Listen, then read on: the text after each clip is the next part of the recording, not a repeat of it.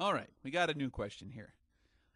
After reading through some of the judgments in Revelation, it seems like it's describing some sort of nuclear holocaust. Is there any other scripture that might fit with this? Well, I'd have to say, yeah, I think so.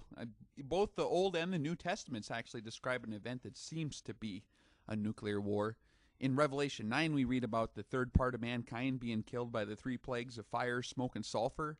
Zechariah wrote how their flesh shall consume away while they stand on their feet, and their eyes shall consume away in their holes, and their tongue shall consume away in their mouth. Uh, Joel wrote in chapter 2, I think, I will show wonders in the heavens and on the earth, blood, fire, and billows of smoke. This appears to be describing a nuclear blast. The scriptures actually give quite a detailed description of a judgment of fire that will be sent to earth in the last days.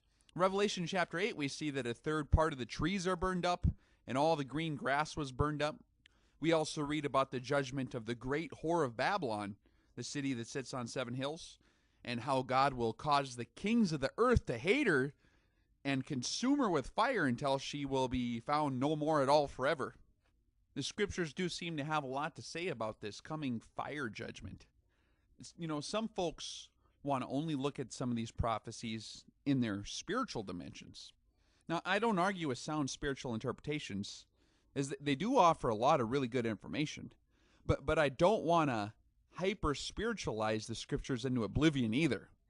God gave us these warnings so that we're not caught unawares when this stuff hits the fan. The prophet Zechariah in particular describes what seems to be a nuclear exchange in such vivid detail, it's downright scary. He speaks of these flying cylindrical containers that deliver these wicked fire offerings composed of extremely heavy metal, which fly across the face of the whole earth and consume houses and buildings, even the stones thereof, and they even leave this residue behind after the destruction.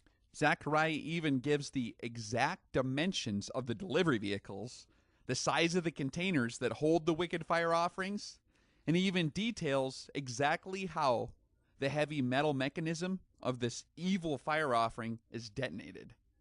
He identifies exactly who is targeted and even why. Now, before we dig into this particular prophecy, we need to review some Hebrew terms. We have to remember that Zechariah had this vision 2,500 years ago and wrote down what he saw the best he could in a language that most of us today don't speak. Unfortunately, sometimes when we read these things in a straight modern English, we have a hard time deciphering exactly what's going on. This is a place where a good translation of the Old Testament really shines over our modernized and paraphrased versions that we have commonplace in America now.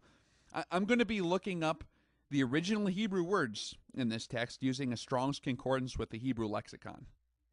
And you can all follow along with me. You can get it for free online, or you can buy one at the bookstore. They're not impossible to find. This particular prophecy I'm talking about is found in Zechariah chapter 5. Now, if you read Zechariah chapter 5 using a modern English paraphrase Bible without checking the Hebrew, you're going to be very confused. You are going to be reading about this woman that is so evil that she's crammed into a wicker basket, and nothing is really going to make sense. But we're not going to do that here. We're just going to read exactly what Zechariah says in the Hebrew language. We're not going to creatively spiritualize it away until it doesn't make any sense. Unfortunately, many commentaries have kind of done that on this particular passage. So let's review some of our Hebrew first, and then we'll read what Zechariah wrote back in like 520 BC. The first thing that Zechariah sees in this vision is this giant flying roll. Now, what is a roll? Some Bibles say scroll, but the word here is Megillah, not a scroll like we commonly think that rolls up into the 2 cylinders. Torah is written on a scroll rolled up into the 2 cylinders. Now, a Megillah rolls up into a single cylinder. For example, the book of Esther is on a Megillah and rolls up into a single roll. You can see here a Megillah is pretty much a cylinder and typically has this common 2-to-1 height to circumference ratio. Zechariah gives the size of this Megillah that he sees flying through the air. He says that it's 20 cubits high and 10 cubits in breadth.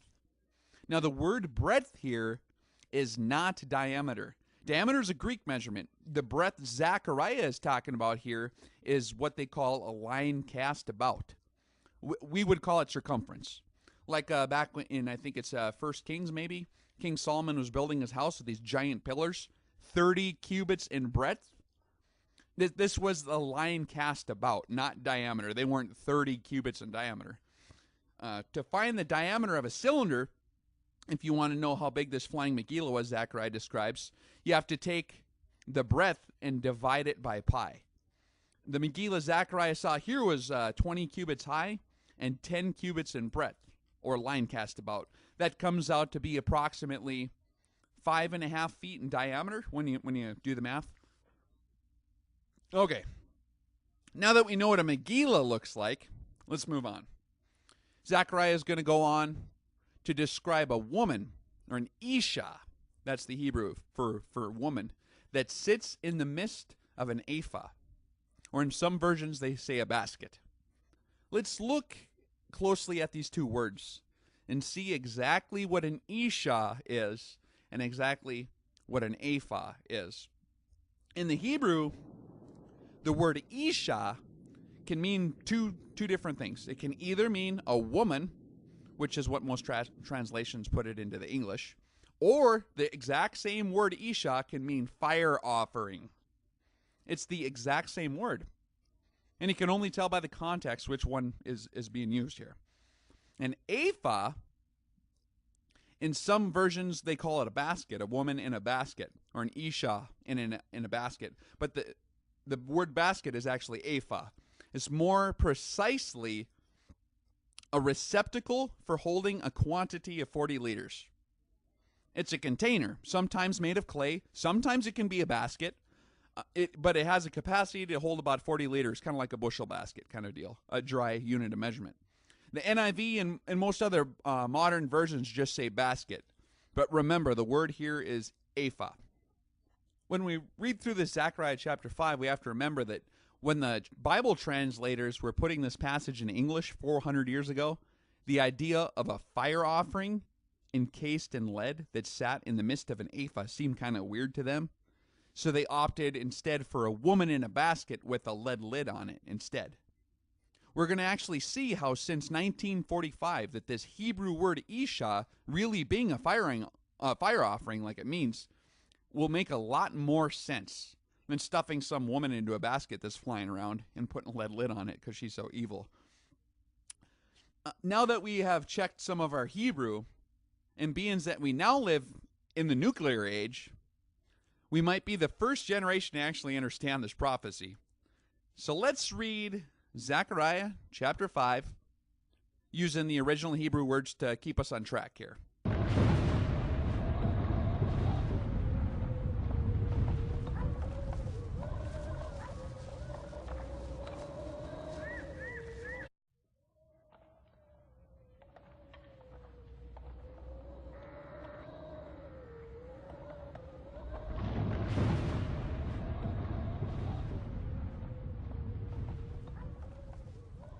All right. Then I turned and lifted up mine eyes and looked, and behold, a flying roll, a Megillah. And he said unto me, What seest thou? And I answered, I see a flying Megillah, a roll. The length thereof is 20 cubits, and the breadth thereof is 10 cubits. Now, if we do the math on this, that works out to be 34.3 feet long. There's 20.6 inches per cubit. And if you want to figure out the diameter, you can do the math, and it comes out to be about 5.5 feet in diameter, this flying Megillah. So Zechariah sees this flying roll, 34 feet long, 5.5 feet wide. Basically a single cylinder, as opposed to a scroll with two rolls rolled up together. A Megillah can also have various writing and markings on the sides of it, okay? All right, let's read on. Then said he unto me, this roll, or this Megillah, is the curse that goeth forth over the face of the whole earth. For every one that stealeth shall be cut off, as on this side according to it, and every one that sweareth shall be cut off, as on that side according to it. I will bring it forth, saith the Lord of hosts, and it, this flying roll, shall enter into the house of the thief, and into the house of him that sweareth falsely by my name. And it shall remain in the midst of the house, and shall consume it with the timber thereof and the stones thereof. Okay. So far we have this 34-foot long flying Megillah that flies through the air and kills people by slamming into their houses and consuming even the stones thereof. And it leaves a residue. Okay, let's read on. Then the angel that talked with me went forth, and said unto me, Lift up now thine eyes, and see what this is that goeth forth. You see, Zechariah would have known what a Megillah was. He read them all the time. This was obviously something new to him that looked sort of like a Megillah. And I said, What is it? And he said, This is an ephah that goeth forth. Okay, this Megillah is delivering a 40-liter container of some kind, an ephah. He said, Moreover, this is their resemblance through all the earth. So there's more than just one of these. According to this is how they look throughout the entire earth. Okay? This is where it starts getting really, really interesting. And behold, there was lifted up a talent of lead. And this talent of lead that was lifted up is an Isha, not a woman, but a fire offering that sits in the midst of the ephah, the 40-liter container. So, in the original Hebrew here is an Isha, a fire offering, that is a round, heavy weight of metal, translated back in 1611 as lead, that sits in the midst of a 40-liter container. That's weird. Okay, let's read on a little more. And he said, This is wickedness. And he cast it into the midst of the ephah, and he cast the weight of lead upon the mouth thereof. Okay, now this is getting scary. Zechariah is detailing the detonation of the atomic trigger of a thermonuclear warhead. In the Hiroshima fission bomb, you had two subcritical masses of fissile material that were imploded into each other using conventional explosives, which triggered a nuclear reaction. Okay, a plutonium bullet was cast into the mouth thereof of a larger mass of U-235 using TNT to achieve critical mass. There's no Hebrew word for uranium-235. So the closest possible way Zechariah could have described this would have been as lead. Uranium actually turns into lead as it encounters radioactive decay. This fission device Zechariah described here itself is an atomic bomb, the likes of which is also available to be used as the atomic trigger for larger thermonuclear fusion bombs like the H-bomb. Also, nuclear warheads are typically encased in lead or beryllium to contain stray neutrons during detonation and also protect the handlers that come close to the weapon.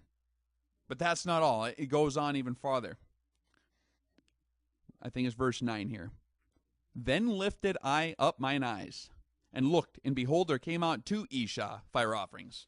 And the wind was in their wings, for they had the wings like the wings of a stork. You ever see a stork flying? Kind of, they got that long, stretched out body. And they lifted up the ephah between the earth and the heaven.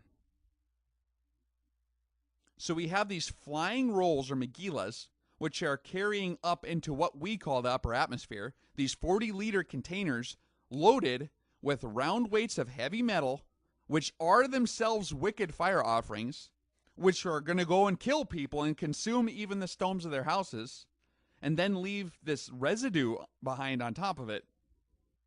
If this is in fact what he saw 2,500 years ago, there is no possible way to say it more clearly in his Hebrew language. There's no way you can say that more clearly. He just described the entire mechanism of the the whole device. So who is the one that's getting judged by these flying rolls, whatever they are? Then I said to the angel that talked with me, whither do these bear the ephah? And he said unto me, to build it a house in the land of Shinar, and it shall be established, and set there upon her own base. All right. To build, that's to establish, to cause, to continue.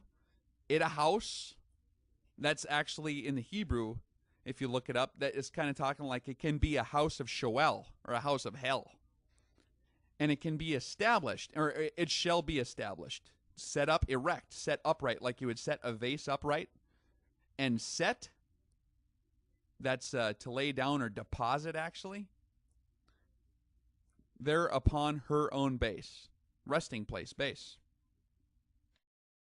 So basically what this is saying is this ephah, when it arrives to wherever it's going, its destination, it deposits the wicked fire offering there.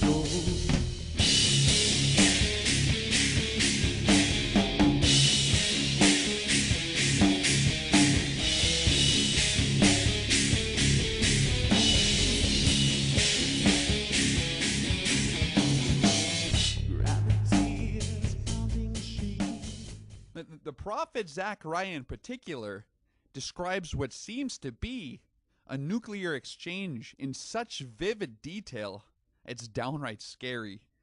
He speaks of these flying cylindrical containers that deliver these wicked fire offerings composed of extremely heavy metal, which fly across the face of the whole earth and consume houses and buildings, even the stones thereof, and they even leave this residue behind after the destruction.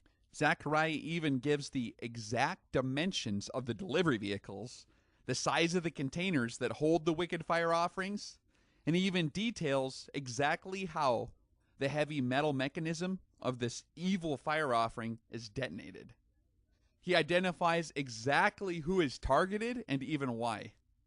We also read about the judgment of the great whore of Babylon, the city that sits on 7 hills, and how God will cause the kings of the earth to hate her and consume her with fire until she will be found no more at all forever.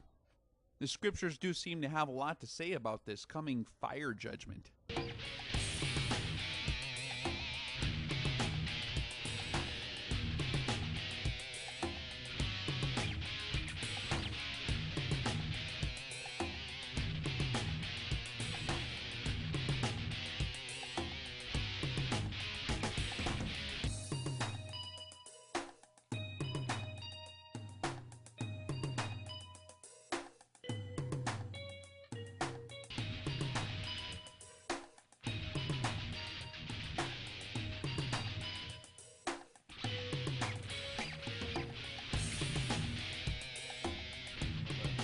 whole device.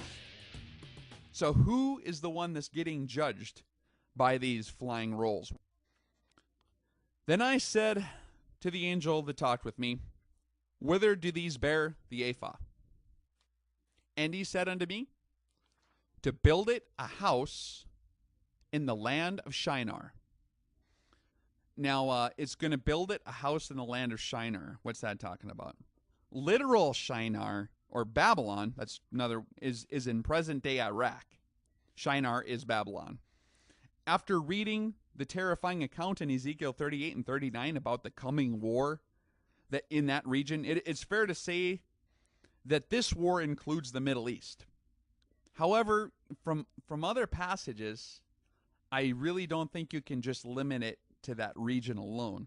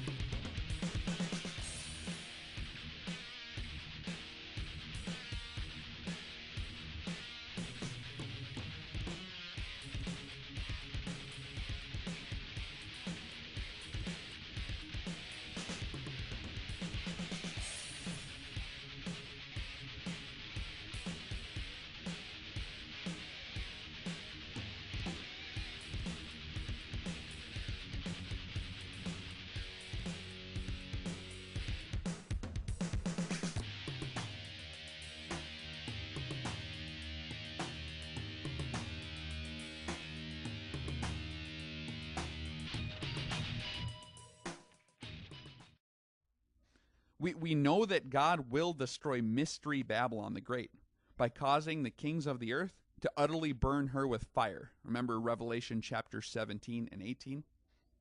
So what is this Mystery Babylon the Great? The mother of harlots and abominations of the earth. Well, if you read Revelation, she's that great city which is drunken with the blood of the saints. She reigns over the kings of the earth, and she sits upon the 7 hills. Okay? You need to read Revelation 17 and 18 for more detail on that. So Zechariah here is just saying is built this wicked fire offering judgment is going to the land of Shinar. You know, Zechariah 5, along with many other scriptures, indicate that this fire judgment will be worldwide. Zechariah said earlier that this is the curse that goeth forth over the face of the whole earth, not just literal Iraq, Babylon, or Shinar. God says that he will bring it forth and judge all of those who swear falsely by his name. Okay, now who could that be? Who swears by the name of God in the first place? Muslims? No, they don't swear by the name of that God. Hindus? Nope, they don't swear by the name of that God. Buddhists? Nope. Wiccans? No. Christians and Jews are the only ones who can swear falsely by his name. The scriptures describe the religious system of Babylon the Great as being the mother of harlots, the religious system that is the mother of all adultery against God. There are also all the other daughter harlots as well who swear falsely by his name. You got to read through Revelation 17 and 18 here. Messiah himself talked about how on the day of judgment There will be multitudes of people claiming they did all these great works in his name, but he has to turn them away because he never really actually knew him. You know, being religious in the sight of men and really loving God with all your heart are two separate things. This particular judgment mentioned here in Zechariah 5 is actually God's judgment on those who swear falsely by his name, and those who stealeth, it says also. That would include many, many, many, many, many of us all across the earth. Babylon is not just in Shinar anymore. Its borders have long ago spilled over the Tigris and Euphrates rivers. The kingdom of Babylon the Great now saturates the entire earth. And as Zechariah describes, this curse of fire will cover all the earth as well. Sure, the mother may reside on the city of 7 hills, but the daughter harlots are guilty of fornication as well. There is no protection from this curse in the loyalty to any denomination. You have to bear the mark of the Lord in your minds and on your right hands and in your hearts to be spared from this one. If you choose to really love and follow him alone, Yahweh will lead you not into temptation, but will deliver you from evil. Peace be with you all.